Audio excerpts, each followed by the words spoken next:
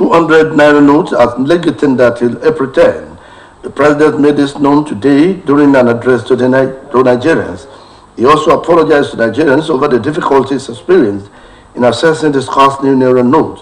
He said that during the extended phase of the deadline for the currency swap, he listened to what he described as invaluable pieces of advice from well-meaning citizens and institutions across the nation, noting that he similarly consulted widely with representatives of state governors as well as Council of States.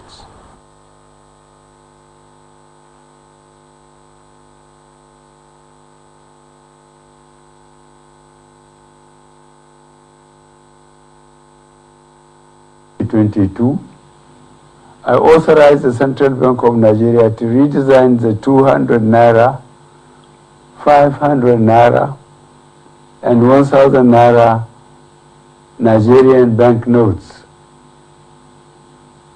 For a smooth transition, I similarly approved that the redesigned banknotes should circulate concurrently with the old banknotes till 31st January 2023 and sustain our gains in the fight against terrorism and insecurity, which has undoubtedly been impacted by several internal and external factors, aimed at boosting our economy and tightening of the loopholes associated with money laundering. Let me reassure Nigerians that strengthening our economy, enhancing security, and blockage of leakages associated with illicit financial flows remain top priority of our administration. And I shall remain committed to my oath of protecting and advancing the interests of Nigerians and the nation at all times.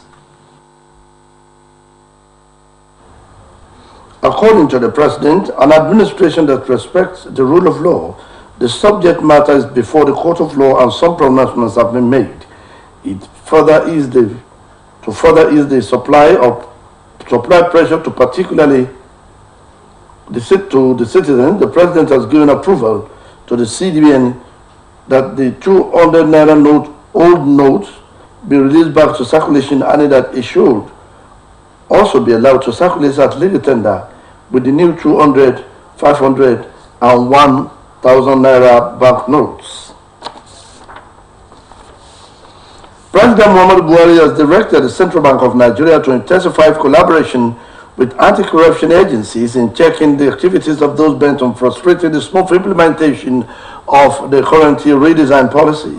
The President, who gave the advice while addressing Nigerians on the CBN currency swap policy, stated that the nation stated in Abuja that the APEC Bank is to ensure that any institution or person found to have impeded or sabotaged the implementation should be made to bear the full weight of the law.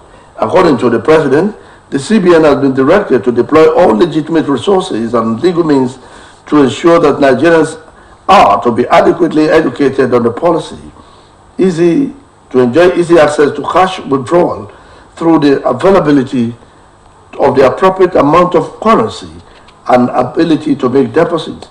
On the forthcoming February 25 presidential election, President Buhari affirmed that the new monetary policy has also contributed immensely to the minimization of the influence of money politics. According to him, this is a positive departure from the past and represents a bold legacy step by this administration towards laying a strong foundation for free and fair elections. The Pharmaceutical Society of Nigeria said that the challenges occasioned by Naira redesign may further reduce the life expectancy of Nigerians already pegged at 53. The president of the body, Professor Cyril Usifo, in a statement said the current state of the economy caused by the scarcity of new Naira notes may also give rise to cases of morbidity and mortality. According to him, the federal government institution now reject the old Naira notes and insist on payment of services through confirmed transfer services or payment with bank tellers into their accounts. He also berated the judiciary for failing to align with the masses in these current circumstances, as most of the courts in the land have stopped collecting old notes from people to file processes in court registries. The organization suggested that all government hospitals should be compelled to initiate treatment, especially in the accident and emergency unit and inpatient department, while the acceptable payment modalities are being sorted. The National Assembly management has dismissed reports that surfaced online that mass operatives of the Department of State Services barricaded the gate to the National Assembly complex, shutting out lawmakers. This is contained in a statement issued by the Director of Information National Assembly, Mr. Igada Emmanuel, in Abuja. While condemning the motive behind the video report, he said the main entrance gate is presently under reconstruction and near completion for commissioning, adding that the video was misleading and fake news in its entirety, stressing that the National Assembly members are currently on recess and staff are not under any siege by the DSS. It will be recalled that social media report has alleged that the National Assembly complex was under siege by the DSS. Osun State Governor Senator Ademola Adeleke has flagged off the Imole-free medical and surgical outreach for 18,000 people across the federal constituencies in Iwo. The governor paid an inspection visit to the premises of Reality Radio Vision Services in Iwo. Governor's office correspondent Abdurrahim Adeklekun has more. Of the cardinal programs of his administration that is geared towards promoting free qualitative health, not just for the rich but also for the downtrodden, Osun State Governor Senator Ademola Adeleke has flagged off free medical and surgical outreach in Iwo Federal Constituency. At the General Hospital Iwo, venue of the outreach for Iwo, Ayedire and Olaoluwa Federal Constituency, the turnout was unprecedented as people trooped out in thousands to avail themselves of the opportunity to get their medical and surgical challenges solved. From outpatient to the surgical wards, medical teams had more than enough patients than anticipated, but the leaders of the team said they have enough medical supplies that can take care of the number. Addressing the visibly elated crowd, Osun State Governor Senator Ademola Adeleke said the medical and surgical intervention was born out of his desire to provide sound and qualitative Medicare for the people. We are here today to fulfill a major part of our promises. We believe in a philosophy that it takes a healthy nation to be a wealthy nation. We will therefore continue to invest in state resources to improve the health status of our people. Earlier in his welcome address, the Chief Medical Director, Junior Osun Teaching Hospital and Chairman of the Outreach Implementation Committee, Professor Peter Olaitan, lauded Senator Adeleke for the initiative, saying that the team targets 2,000 patients in each of the federal constituencies. Professor Olaitan said the turnout was unprecedented, which implies that thousands of people are dying in silence by living with ailments that could be treated medically. The Oluwo of Iwo, Oba Abdurrashid Adewale Akanbi, was full of praises to the governor for restoring hopes to many people who could have died of curable diseases like cataracts, pterygium, hernia, hydrocele, lumps, hypertension, diabetes, malaria, tuberculosis, among several others. These, especially this health initiative, is very important because health is wealth. That's right. There are many people, Governor, there are many people today who they are looking to be operated on, but they don't have money. That's right, sir. And they have told them to go home and die.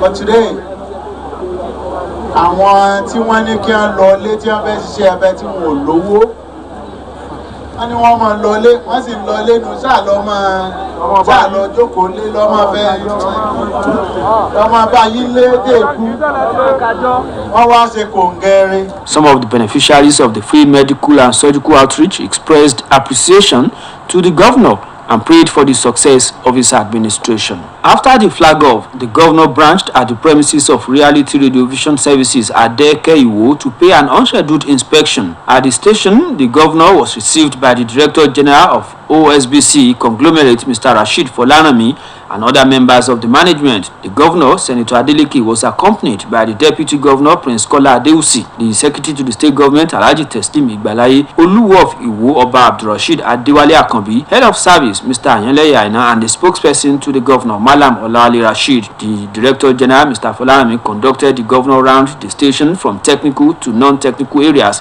where the governor saw for himself firsthand. At the end of the visit, the governor assured the staff that his government will revive the moribund station. It has been Abdurrahim Adekileku reporting. Sport.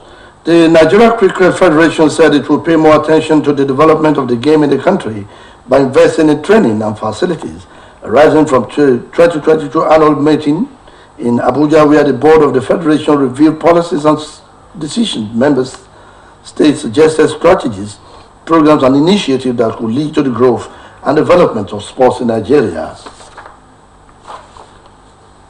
Police in New Zealand has confirmed the death of 5 people in the aftermath of Cyclone Gabriel, amid fears of death toll could rise further.